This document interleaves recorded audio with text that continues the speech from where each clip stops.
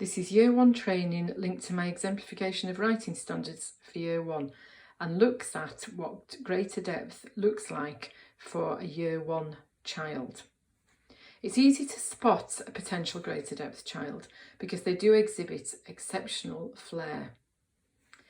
Its curriculum, as it stands now, is about getting as many children as possible to age related at the end of each year group. That is what mastery is. But there has to be something for those children who are gifted at writing, who take from their reading, take from their experience and put it into their writing. They take plot, character, settings, they take elements of grammar and punctuation that they've seen in the reading from maybe other year groups and they use them accurately. It doesn't mean to say that you will teach them elements from other year groups, but they do use them accurately and they write for the reader, they write with real purpose. For them, it's about creating a beautiful piece of writing, not about using the Year 1 statements and shoving them in a contrived manner. So we're going to begin by looking at what the greater depth expectations are in the statutory framework at the end of Key Stage 1. So we're going to have a look at the statements first and then we'll have a look at some writing.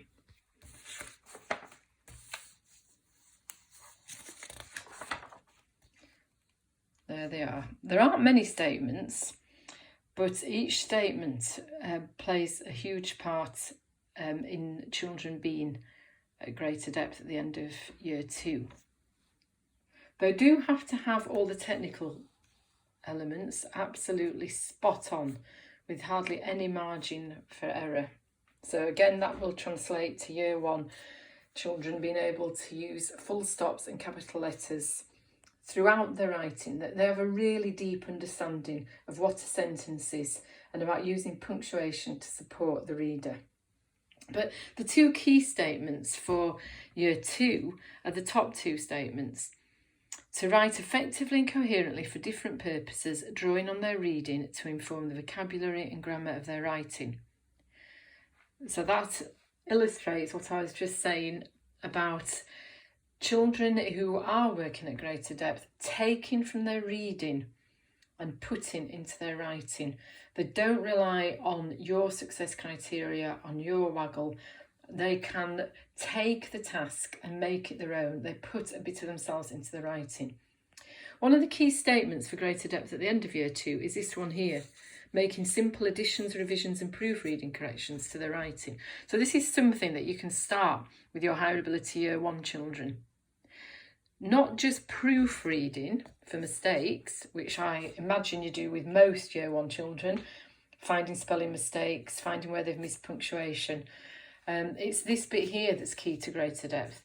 To read the writing through, not only checking to see if it makes sense, but actually thinking as they're reading, I could have added that for the reader. I haven't really explained that. I'm going to add a sentence. I'm going to revise this paragraph. And that's something that you can start teaching your potential greater depth children. Here is a piece of writing from the Year 2 greater depth exemplification. It's based on Diary of a Killer Cat, and it is a letter from the cat, Tuffy, to Ellie's family to apologise for making a mess. Dear Ellie's family, I'm writing to you because I want to apologise to you for what I've done to poor old Thumper. I'm going to change my fierce behaviour to a normal pet cat behaviour.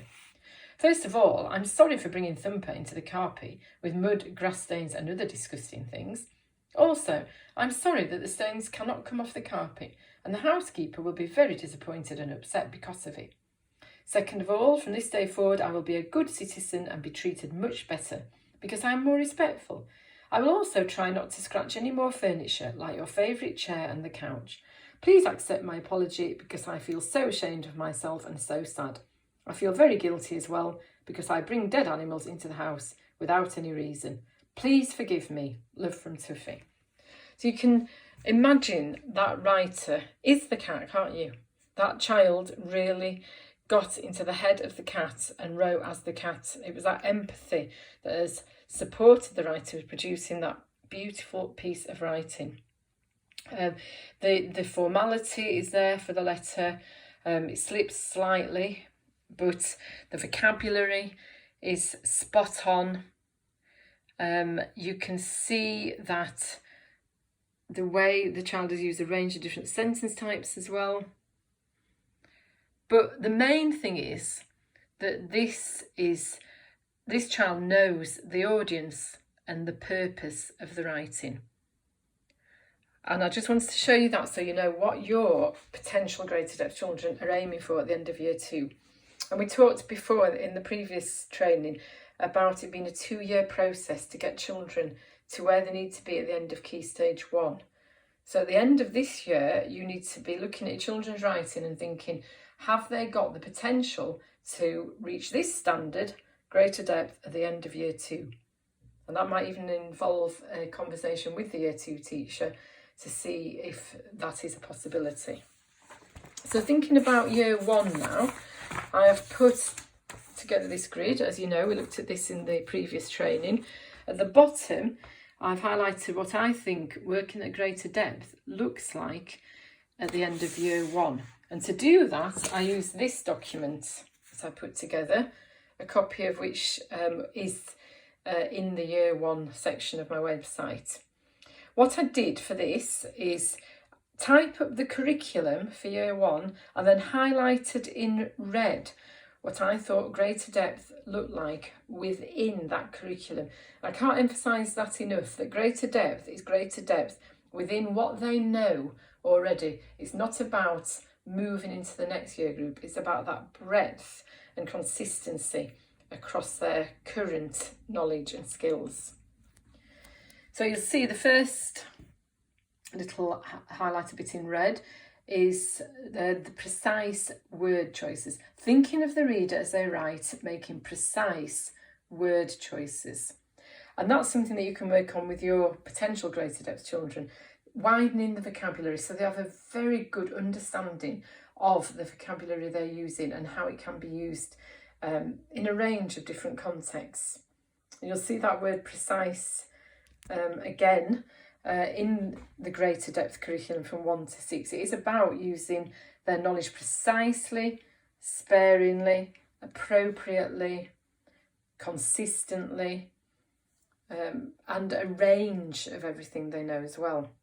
The next statement I'd like to draw your attention to is the use question marks and exclamation marks when appropriate and sparingly. When you first teach either of these punctuation marks, children in year 1 will start to use them all the time. They'll put questions, it may be where questions aren't ideal, or they'll put 3 question marks after a question, or 10 exclamation marks when they really want to say something. But it's about having a really good understanding for greater depth and just putting a question or an exclamation in at just the right point that really supports the reader with engaging with what they're writing. The next statement, again, is to do with the technical elements. So consistently using capital letters for names of people, places, days of the week, and the personal pronoun I, with hardly any errors. And then finally, to choose when to use the joining word and when writing sentences. The first thing, of course, is thinking about not using it more than once within a sentence, because that can happen, can't it, when you first teach the joining word and. Children will write and this and that and the other. It's about using it once in a sentence and then thinking about, actually, I might not use it more than twice in a piece of writing, depending on how long the writing is. So varying the sentences, sometimes having a question, sometimes having a sentence with an exclamation mark, or sometimes having and within that sentence. But also, even at year 1, knowing that a simple sentence that doesn't have the joining word and in it can be effective too. It's about the range of sentences to support the reader with engagement, as we talked about before. So my top tip for in developing year 1 writers towards greater depth, and I need to say here that you cannot, drag children over into greater depth. You can't push them. They have the skills, and they should be exhibiting the skills across the year really, but certainly from February onwards, you should be knowing that they are going to get to greater depth, and that every piece of writing from then on should be at greater depth standard. And as I was saying before, my top tips would be to pull back from the waggles and the success criteria that you would use with other children, to give them more freedom to write, so that they're developing their style and they can show you what they can do themselves, what they can take from the reading and their own experience.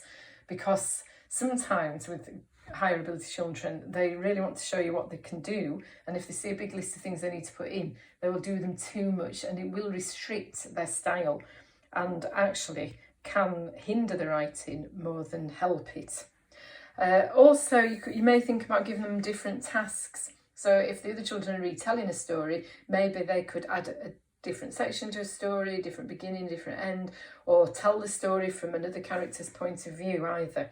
So it's about finding opportunities for these children to show their flair, their exceptional flair.